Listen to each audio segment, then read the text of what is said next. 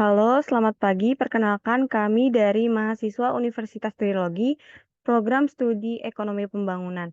Pada kesempatan kali ini, kami dari kelompok satu dengan saya Dentiva Aulia dan kedua rekan saya Maria Luis Manalu dan Muhammad Rizky. Kami akan mempresentasikan tugas mata kuliah Sejarah Pemikiran Ekonomi dan Perbandingan Sistem Ekonomi dengan dosen pengampu Bapak Dr. Insinyur Mangasi Panjaitan dengan materi perbandingan sistem ekonomi negara Cina dan Amerika Serikat. Pada slide pertama, terdapat latar belakang. Antara Cina dan Amerika Serikat adalah dua negara dari dua benua yang berbeda dengan populasi yang padat dan berpengaruh terhadap dunia internasional.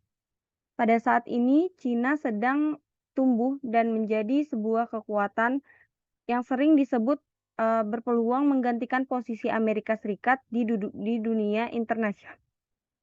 Sebab Amerika saat ini sedang menghadapi berbagai polemik dan krisis baik di dalam negara maupun di negara lainnya.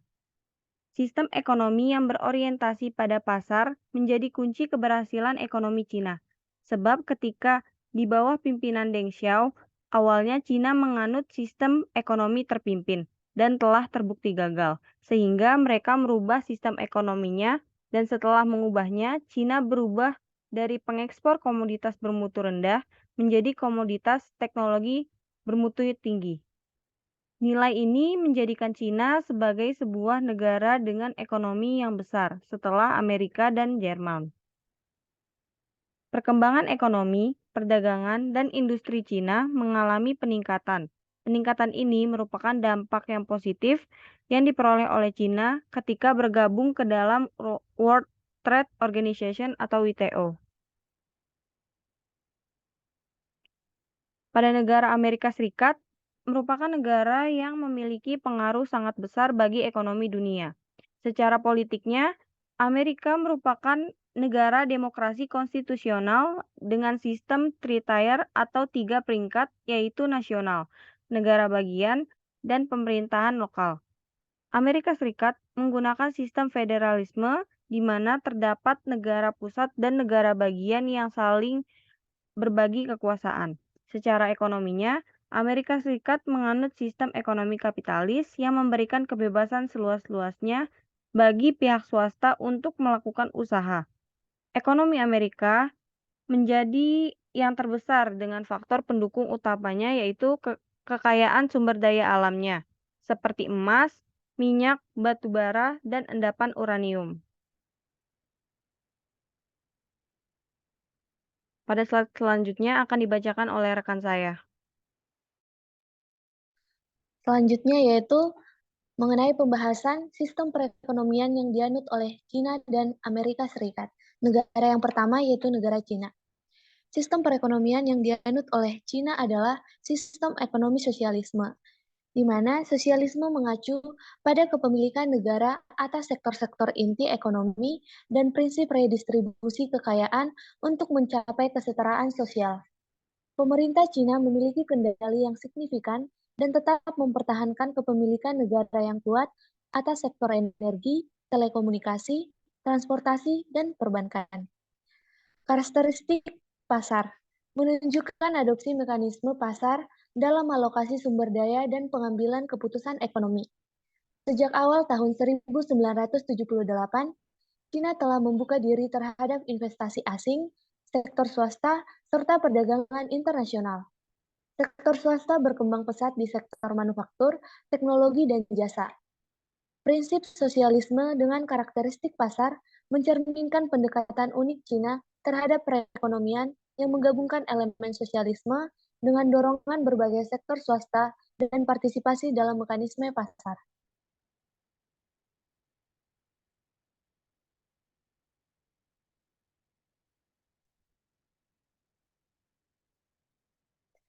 Selanjutnya yaitu negara Amerika Serikat. Sistem perekonomian yang dianut oleh Amerika Serikat adalah sistem ekonomi kapitalis. Didasarkan pada prinsip kebebasan ekonomi dan kepemilikan pribadi, di Amerika Serikat, sektor swasta berperan sebagai penggerak utama perekonomian Amerika. Pasar bebas dan persaingan dianggap sebagai faktor penting untuk pertumbuhan ekonomi. Pemerintah Amerika Serikat memiliki peran yang lebih terbatas dibandingkan sektor swasta dalam mengendalikan sektor ekonomi. Namun, pemerintah tetap berperan dalam mengatur dan mengawasi sektor keuangan, menjaga persaingan yang adil dan menyediakan infrastruktur dasar. Pasar saham yang besar dan aktif juga menjadi salah satu ciri khas sistem ekonomi Amerika Serikat. Slide selanjutnya akan dibacakan oleh rekan saya.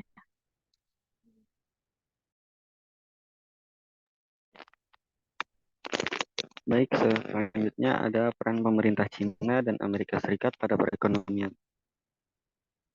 Di sini yang pertama ada peran pemerintah Cina. Yang pertama dengan kebijakan pembangunan ekonomi. Pemerintah Cina telah menerapkan berbagai kebijakan pembangunan ekonomi jangka panjang seperti reformasi dan kebijakan pembukaan yang dimulai pada tahun 1978.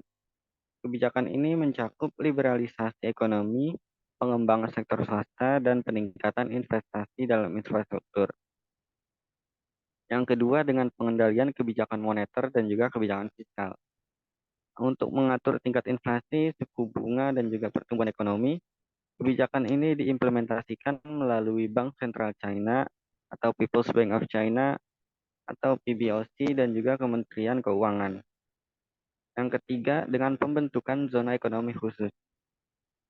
Di berbagai wilayah seperti Shenzhen, Shanghai, dan juga Tianjin, SEZ ini memberikan insentif khusus untuk investasi asing, perdagangan bebas, dan juga pengembangan teknologi. Dan yang keempat, dengan pemberian subsidi dan juga dukungan industri. Pemerintah Cina memberikan subsidi dan dukungan kepada sektor-sektor industri strategis seperti teknologi informasi, energi terbarukan, dan juga manufaktur tinggi. Hal ini dilakukan untuk mendorong inovasi, penelitian, dan pengembangan, serta peningkatan daya saing. Dan yang terakhir dengan kebijakan perdagangan. Pemerintah Cina terlibat dalam kebijakan perdagangan luar negeri seperti liberalisasi tarif, pembentukan kawasan perdagangan bebas, dan partisipasi dalam organisasi perdagangan internasional seperti World Trade Organization atau WTO.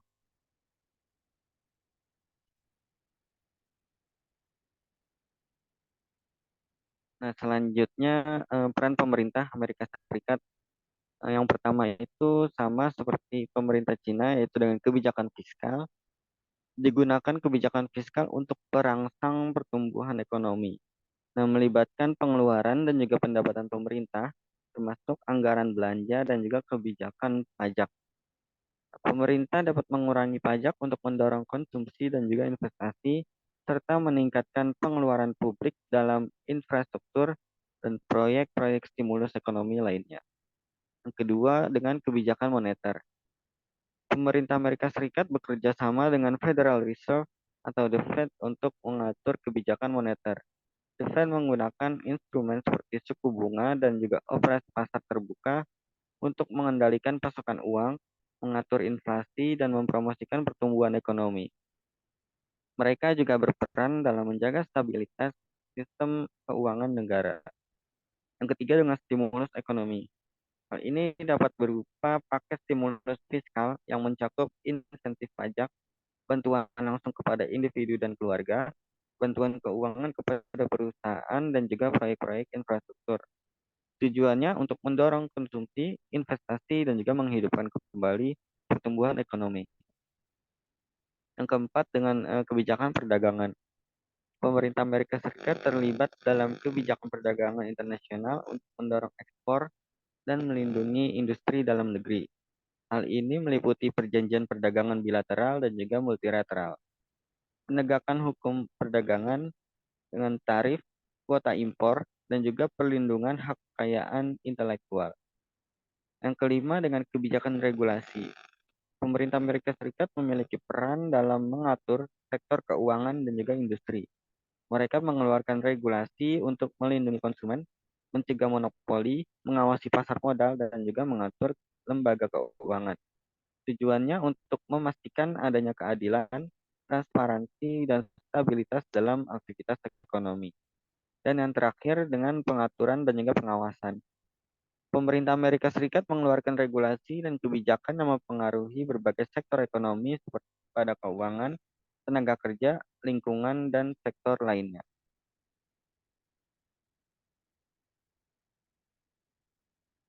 Nah, selanjutnya di sini kita bisa melihat ada tabel perkiraan kondisi perekonomian Cina dan juga Amerika Serikat di masa mendatang.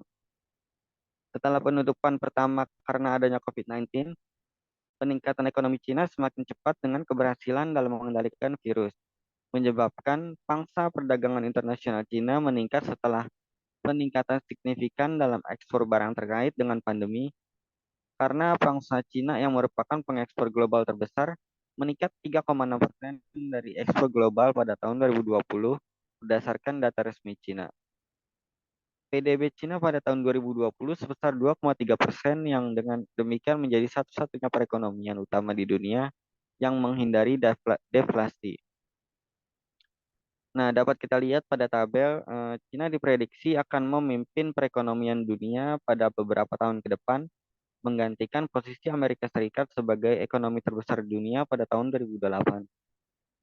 Pergeseran ini dipicu pemulihan dari pandemi yang kontras dari kedua negara.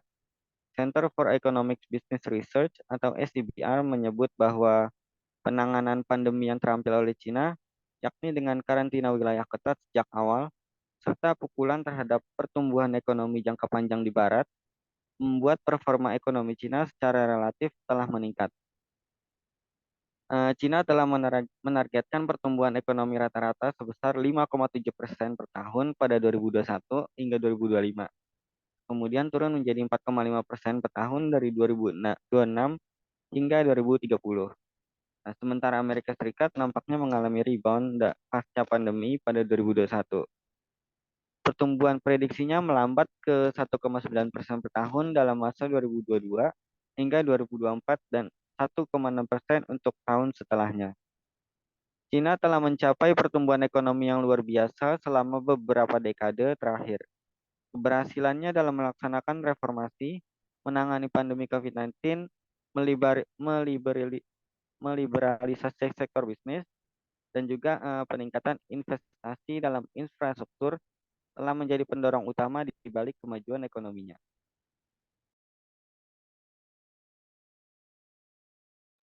Jika dilihat dari grafik di samping, akan sangat memungkinkan untuk Cina menjadi negara ekonomi terbesar menggantikan Amerika Serikat.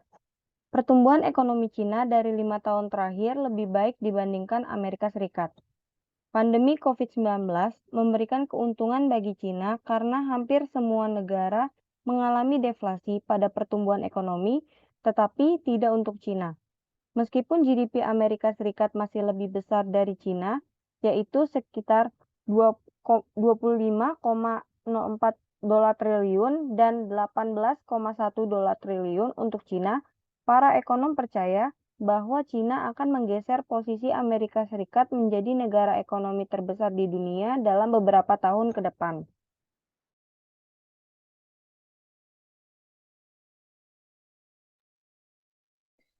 Berikutnya yaitu kesimpulan. Poin pertama, Cina menganut sistem ekonomi sosialisme dengan karakteristik pasar. Pada sistem ini, adanya campuran antara elemen sosial dan kapitalis dalam perekonomian Cina, di mana menggabungkan elemen sosialisme dengan mekanisme pasar. Sedangkan Amerika Serikat menganut sistem ekonomi kapitalis yang didasarkan pada prinsip kebebasan ekonomi dan kepemilikan pribadi. Di Amerika Serikat, sektor swasta berperan sebagai penggerak utama perekonomian. Pasar bebas dan persaingan dianggap sebagai faktor penting untuk pertumbuhan ekonomi. Poin yang terakhir yaitu kondisi perekonomian Cina dan Amerika Serikat saat ini terus bersaing di posisi 1 dan 2. Namun, para ekonom memprediksi jika Cina akan dapat menggeser posisi Amerika Serikat menjadi negara ekonomi terbesar di dunia. Pandemi COVID-19 membawa keuntungan yang besar bagi Cina.